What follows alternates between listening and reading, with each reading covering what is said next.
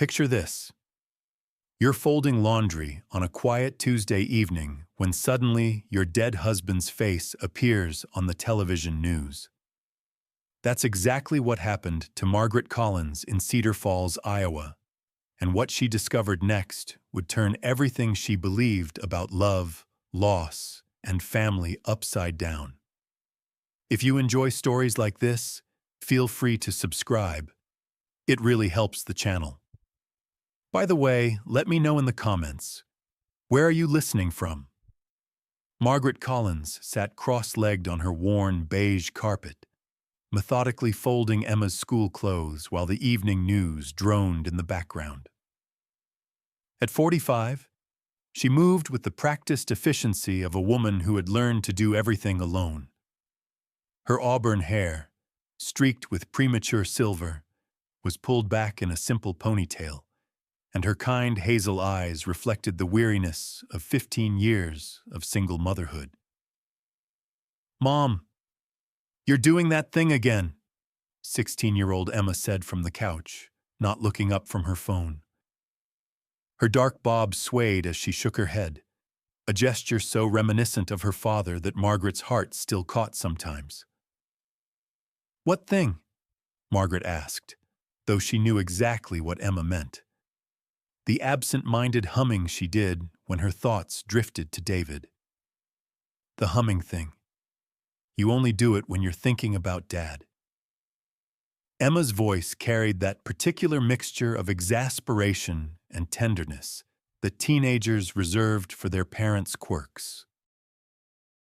Margaret smiled apologetically and reached for another shirt.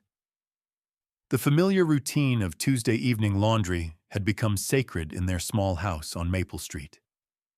It was during these quiet moments that she allowed herself to remember David Collins. His laugh, his terrible jokes, the way he used to steal socks from the clean laundry pile just to watch her pretend to be annoyed.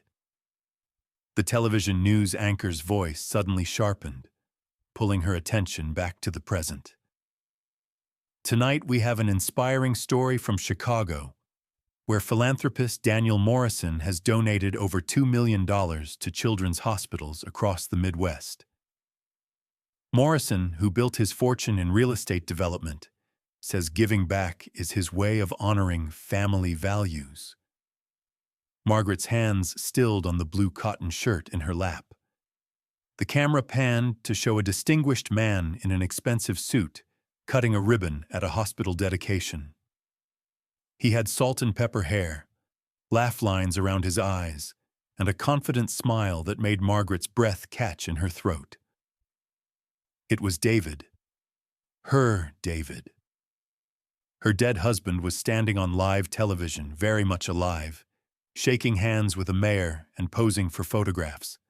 The shirt slipped from Margaret's nerveless fingers as she leaned forward, her heart hammering against her ribs.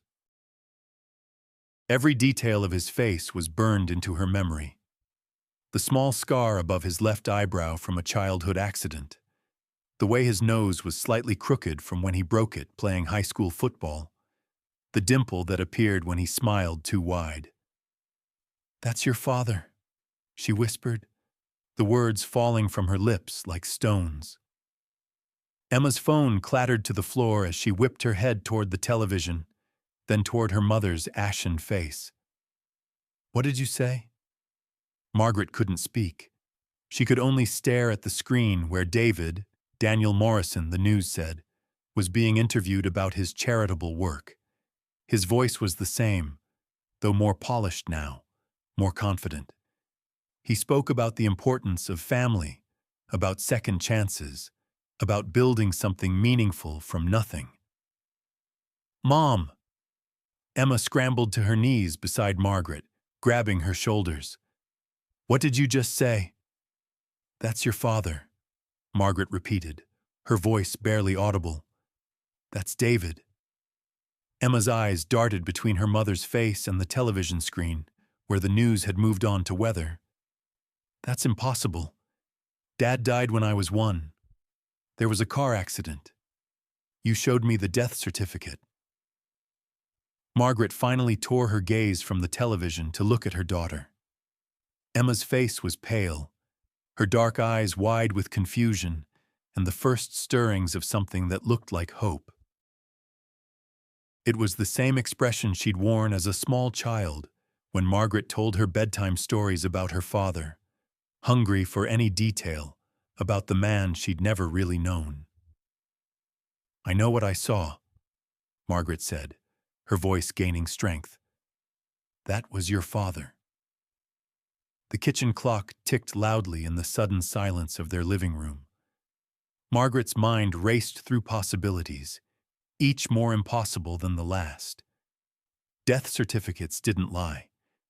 She had buried an empty coffin 15 years ago, had grieved for the man she loved, had raised their daughter alone while fighting depression and financial hardship. But the man on the television was unmistakably David Collins. Emma stood up abruptly, pacing to the window and back. "This is crazy. People don't just come back from the dead, Mom. Maybe it's someone who looks like him? Maybe—" "Emma." Margaret's voice was steady now, filled with a certainty that surprised them both. "Get my photo albums. The blue one from under my bed." As Emma rushed upstairs, Margaret remained on the floor, staring at the blank television screen. Her hands trembled as she reached for the remote and began scrolling through channels, looking for news stations that might replay the story. Questions flooded her mind.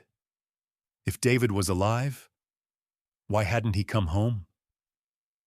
Why was he using a different name? Did he have another family now? Emma returned with the thick photo album, her movements urgent and precise. Margaret opened it with reverent care, revealing pages of memories she had protected like precious relics. Their wedding day, holidays, quiet Sunday mornings, a life that had ended in an instant 15 years ago. Or so she had thought. Emma knelt beside her mother, and together they studied photograph after photograph of David Collins.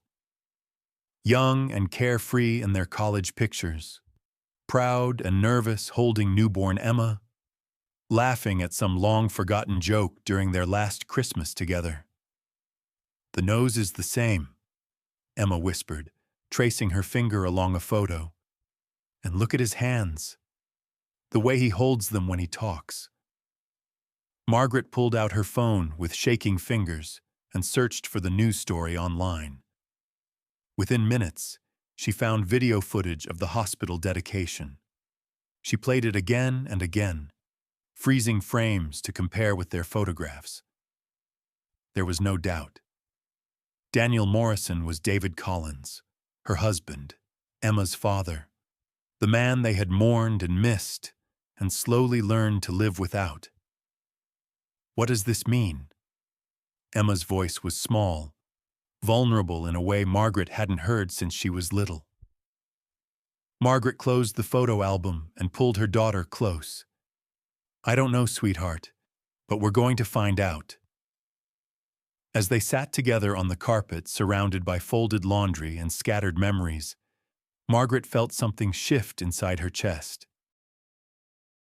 For 15 years, she had carried the weight of loss, had defined herself as a widow, had built her entire identity around David's absence. Now, everything she thought she knew about her life, her marriage and her family, had just crumbled in the space of a 3-minute news segment. But along with the shock and confusion came something else. Something she hadn't felt in 15 years. The possibility that her family might not be as broken as she had believed. The chance that Emma might finally get to know her father. The hope that perhaps, somehow, love could survive even death. Or in this case, whatever had made David Collins disappear and become Daniel Morrison. Margaret looked at her daughter's face, saw her own mixture of hope and fear reflected there, and made a decision that would change both their lives forever. "We're going to Chicago," she said quietly. Emma's eyes widened. Are you serious? Dead serious, Margaret replied, then caught herself at the unfortunate choice of words. We're going to find your father and get some answers. Ruth's apartment above the Cedar Falls Public Library smelled of lavender and old books, a comforting combination that had welcomed Margaret countless times over the years. But today, sitting on Ruth's faded floral couch with Emma fidgeting beside her, Margaret felt anything but comforted. The elderly librarian paced in front of them, her silver hair disheveled and her usually steady hands shaking as she wrung them together. I should have told you years ago, Ruth said, her voice thick with guilt. But I kept thinking he'd come back, that there was some explanation, that I was wrong about what I saw. Margaret leaned forward, her heart pounding. Ruth, please, just tell us what happened that night. Ruth stopped pacing and turned to face them, her weathered face creased with 15 years of carrying a terrible secret. It was around midnight on March 15th, 2010. I couldn't sleep, so I was reading by my bedroom window. You know how it overlooks Main Street. I saw David walking toward the bus station with a large duffel bag. He kept looking over his shoulder, like someone was following him. Emma's sharp intake of breath cut through the quiet room. You saw my dad? The night he supposedly died? I almost called out to him, Ruth continued, sinking into her armchair. But something about the way he was moving, so secretive and frightened, made me hesitate. He looked desperate, Margaret. Not like a man going on a business trip, but like a man running from something. Margaret felt the world tilt around her. The official story had always been that David died in a car accident on Highway 218, coming back from a client meeting in Iowa City. His car was found wrapped around a tree, but his body was never recovered from the flooded creek below. The police assumed he'd been swept away by the current during the spring thaw. Why didn't you tell me? Margaret's voice was barely a whisper. Because I convinced myself I was wrong, Ruth said, tears streaming down her cheeks. When they found the car, when you were so devastated, when Emma needed you so much, I thought maybe I'd imagined it. Maybe it was someone else who looked like David. How could I add to your pain with what might have been a mistake? Emma stood abruptly, anger flashing in her dark eyes. So you let my mother grieve for 15 years? You let me grow up thinking my father was dead when you knew he might be alive? Emma, Margaret said softly, reaching for her daughter's hand. But Emma pulled away, her young face twisted with fury and hurt. No, Mom, she knew. She could have saved us years of wondering, years of you crying yourself to sleep, years of me making up stories about what my dad was like because I thought I'd never know. Ruth covered her face with her hands. I'm so sorry. I've regretted it every single day. But after a while, so much time had passed, and you both seemed to be healing, and I thought, what good would it do to bring it up then? Margaret stood and walked to the window that overlooked Main Street. Below, Cedar Falls went about its Tuesday afternoon business. Mrs. Henderson walking her ancient poodle, teenagers from the high school sharing sodas outside Peterson's drugstore, old Mr. Walsh setting up the checkerboard in front of his barber shop. Normal life continuing while her world collapsed and rebuilt itself around this new, impossible reality. There's more, isn't there? Margaret asked without turning around. She could feel Ruth's hesitation, the weight of additional secrets pressing against the silence. David came to see me about a week before that night, Ruth admitted quietly. He was asking about bus schedules to Chicago, about whether anyone ever checked the passenger manifests. He said he was researching something for work, but he seemed nervous. When I asked if everything was all right, he just said that sometimes a man has to make impossible choices to protect the people he loves. Emma sank back onto the couch, her anger deflating into confusion. He was planning it. He was planning to leave us. We don't know that, Margaret said, though her heart was breaking. We don't know anything yet, but we're going to find out. She turned from the window to face Ruth and Emma, decision crystallizing in her chest, like ice forming on a winter pond. We're going to Chicago, tonight. Ruth's eyes widened. Margaret, are you sure that's wise? What if there's a good reason he stayed away? What if seeing him again only brings more pain? Then at least we'll know the truth, Margaret replied firmly. Emma deserves to know why her father left. I deserve to know whether the man I loved and mourned was a coward or a hero or something in between. Emma looked up at her mother, and Margaret saw herself reflected in her daughter's face. The same stubborn determination, the same need for answers regardless of the cost. When do we leave? Emma asked. 3 hours later, Margaret's aging Honda Civic was loaded with overnight bags and heading west on Interstate 80 toward Chicago. The late afternoon sun slanted through the windshield, casting long shadows across the Iowa farmland that stretched endlessly on both sides of the highway. Emma sat in the passenger seat, alternately staring out the window and scrolling through her phone, researching everything she could find about Daniel Morrison. His business is called Morrison Development, Emma reported, reading from her screen. He specializes in affordable housing projects. There are articles about him in the Chicago Tribune going back 12 years. Before that, nothing. Margaret gripped the steering wheel tighter. 12 years. That would be 2013, 3 years after David supposedly died. 3 years to disappear completely and reinvent himself as someone else. What about family? Margaret asked, though she wasn't sure she wanted to hear the answer. Emma was quiet for so long that Margaret glanced over to see her daughter staring at the phone with a stricken expression. Emma? What is it? There's a photo from last year's charity gala, Emma said slowly. Daniel Morrison is standing with a woman and a young boy.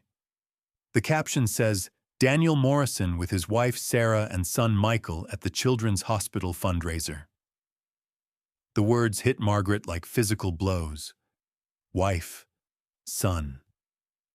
David had built an entire new family while she struggled to raise Emma alone, while she worked 2 jobs to keep their house, while she cried herself to sleep on their anniversary every year. Let me see, Margaret said, pulling off at the next exit to park at a gas station. Emma handed her the phone reluctantly. The photo showed David, Daniel, in a tuxedo, his arm around a blonde woman in an elegant blue dress. Between them stood a boy who looked about 10 years old, with David's eyes and David's smile. They looked happy, complete, like a real family.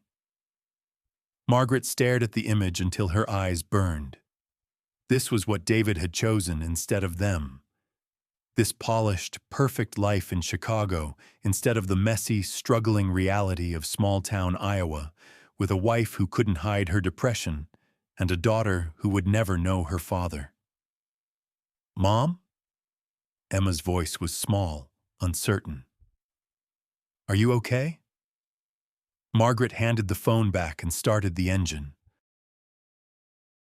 No, she said honestly, but we're still going. I need to look him in the eye and ask him why we weren't worth staying for. The remaining 2 hours to Chicago passed in tense silence. Emma dozed fitfully, while Margaret's mind raced through scenarios of what she would say when she saw David again. Would she scream at him, slap him, break down and cry? Would she even recognize the man he'd become, this successful philanthropist with his perfect second family? As the Chicago skyline appeared on the horizon, all glass and steel reaching toward the darkening sky, Margaret felt very small and very much out of place. This was David's world now, sophisticated, wealthy, important. She was just a small-town librarian's assistant with calloused hands and a 15-year-old car who had driven here chasing ghosts. They found a modest motel near O'Hare Airport, the kind of place that rented rooms by the hour and didn't ask questions about late arrivals. Emma wrinkled her nose at the faded bedspread and the smell of industrial disinfectant, but Margaret was grateful for anything they could afford. "Tomorrow we find him," Margaret said as they settled into the cramped room with its single window overlooking the parking lot. "And then what?" Emma asked, her voice muffled by the thin pillow. Margaret stared at the ceiling, listening to the distant roar of airplanes taking off and landing, carrying people to new lives and fresh starts. "Then we get our answers. Whatever they cost us." But as she drifted toward an uneasy sleep, Margaret couldn't shake the image of David's new family from her mind. The way he'd looked at his second wife, the protective hand on his second son's shoulder, the genuine happiness in his eyes. Maybe some questions were better left unasked. Maybe some truths were too painful to bear. Maybe she should have stayed in Cedar Falls and let the dead stay buried. Outside their motel window, Chicago hummed with life and possibility, unaware that somewhere in its sprawling embrace lived the man who had shattered 2 hearts 15 years ago and was about to face the consequences of his choices. Tomorrow, Margaret Collins would cease to be a widow and become something she'd never expected to be again. David Collins's abandoned wife, demanding answers from the husband who had chosen to love someone else instead. The morning air in Millennium Park was crisp with the promise of spring, joggers weaving through the paths like colorful threads in an urban tapestry. Margaret stood behind a large oak tree, her heart hammering against her ribs as she watched the path where Daniel, was supposed to appear for his daily run. Emma crouched beside her, phone ready to record everything, her young face set with grim determination. "There," Emma whispered, pointing toward the lake path. "That's him." Margaret's breath caught as she saw the familiar figure approaching. Even from a distance, even after 15 years, she would know that stride anywhere. Confident but not arrogant, purposeful without being rushed. He wore expensive running gear now, his graying hair perfectly styled even for exercise. But underneath the polish was the man she had fallen in love with in college. As he drew closer, Margaret's courage nearly failed her. What was she doing here? What right did she have to destroy his carefully constructed new life? But then she thought of Emma, who had spent her entire conscious existence believing her father was dead, and her resolve hardened. She stepped directly into David's path. The recognition in his eyes was instantaneous and devastating. His face went white. His steps faltered. And for a moment, Margaret thought he might collapse right there on the jogging path. Behind him, she could see a blonde woman and a young boy continuing their run, unaware that their world was about to shatter. "Hello, David," Margaret said quietly. This isn't—" He looked around wildly, as if searching for an escape route. "My name is Daniel Morrison. I think you have me confused with someone else." Emma stepped out from behind the tree, and David's facade crumbled completely. Margaret watched as he took in his daughter's face. So much older now, so beautiful, so heartbreakingly similar to how Margaret had looked at 16. "Emma?" His voice broke on her name. "Hello, Dad?" Emma's tone was ice cold. "Surprise, we're not dead." David's legs seemed to give out, and he sank onto a nearby bench. Margaret and Emma approached cautiously, as if he might bolt at any moment. Up close, Margaret could see the lines around his eyes, the silver threading through his hair, the way success had softened his jawline. He looked prosperous, well cared for, content. It made her stomach turn. "How did you find me?" he asked weakly. "You were on the news," Margaret said, "accepting some humanitarian award. Funny thing about death, it makes you memorable." David buried his face in his hands. "You don't understand. I had to disappear. I had to become someone else. It was the only way to protect you." "Protect us?" Emma's voice rose dangerously. "You protected us by letting us think you were dead? Do you have any idea what that did to Mom?" "What it did to me?" "Emma, please." "No." Emma stood up, pacing in front of the bench like a caged animal. "You don't get to Emma please me. You're a stranger. You've been a stranger my entire life because you chose to be." Margaret watched her daughter's pain unfold and felt her own rage building. "Why, David? Why fake your death? Why put us through 15 years of grief?" David looked up at her with eyes that were haunted and desperate. "Because I owed money to very dangerous people. $200,000 in gambling debts. They threatened to hurt you, Margaret. They threatened to hurt Emma. I thought if I disappeared, if they believed I was dead, you'd be safe." Gambling debts. Margaret's voice was barely audible. She had known David liked poker nights with his friends, had known he sometimes went to the casino in neighboring towns, but she had never imagined it was serious enough to. "I had a problem," David continued, his words tumbling over each other. "I tried to quit, tried to get help, but I kept losing more, trying to win back what I'd already lost. By the time I realized how bad it was, these men were talking about using you and Emma to motivate me to pay up." Emma stopped pacing. "So you just left? You couldn't think of any other solution?" "I was going to pay them back and come home," David said desperately. "I had a plan. I would disappear for a few months, let them think I was dead, then surface somewhere else and build up enough money to pay off the debt. Once it was settled, I would come back and explain everything." Margaret stared at him in disbelief. "But you never came back." "Because it took longer than I thought. Because by the time I had the money, you had both moved on. Because I was a coward." David's voice cracked. "I drove past our house once, about 3 years after I left. I saw you through the kitchen window, helping Emma with homework, and you both looked so peaceful, so healed. I thought coming back would just hurt you all over again. So you built a new life instead," Margaret said coldly. "New wife, new son, new identity? How convenient." David flinched. "Sarah doesn't know about you. Michael doesn't know he has a sister. I told them my first wife died in a car accident, that I was too heartbroken to talk about it." Emma let out a bitter laugh. "At least you kept the car accident story. Consistency in your lies. How thoughtful." "It's not.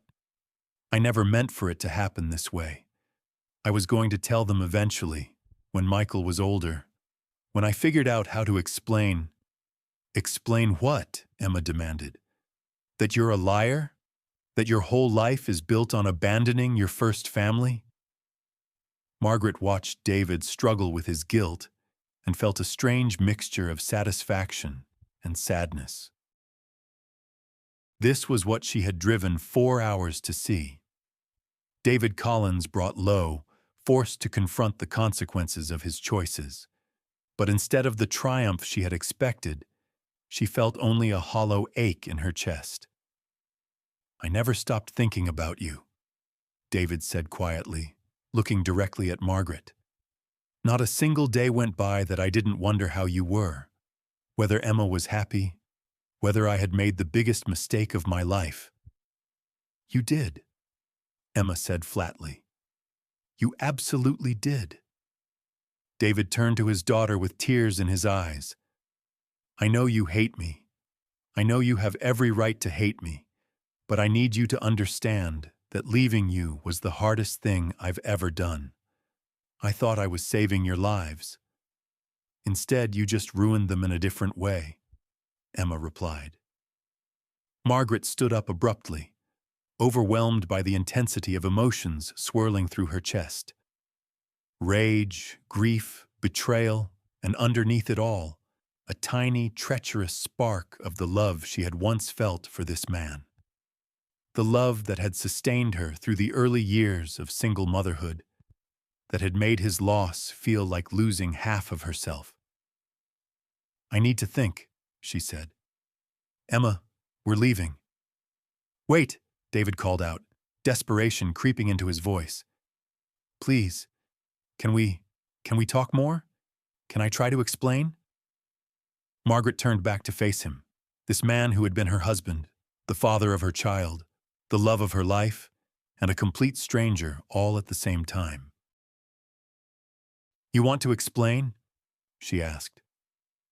"Fine. Meet us at the coffee shop on Michigan Avenue tomorrow morning at 10. You can explain to Emma why her father chose to love another child instead of her. You can explain to me why I spent 15 years as a widow when I could have spent them as a divorcee. You can explain why your new family deserved the truth when we deserved lies." She turned to go, then paused. "And David, bring your wife. She deserves to know who she really married." As they walked away, Margaret could hear David calling after them, but she didn't turn around. Emma was silent beside her, her young face set in hard lines that reminded Margaret painfully of her own expression in the mirror during those first awful months after David's supposed death. "Do you think he'll come?" Emma asked when they reached the edge of the park. Margaret looked back toward the bench where David still sat, his head in his hands, his perfect morning run forgotten. In the distance, she could see his wife and son heading back toward them, probably wondering why Daniel had stopped. "Yes," Margaret said quietly. "He'll come. He owes us that much." But as they walked back toward their motel, Margaret wondered if any explanation could possibly be enough to heal 15 years of unnecessary pain. Some betrayals were too deep, some lies too fundamental to the fabric of a relationship. Tomorrow, David Collins would have to face both his families and try to explain how love had led him to destroy everything he claimed to be protecting. Margaret wasn't sure any of them would survive the conversation intact. The truth, she was beginning to realize, was sometimes more devastating than the lie.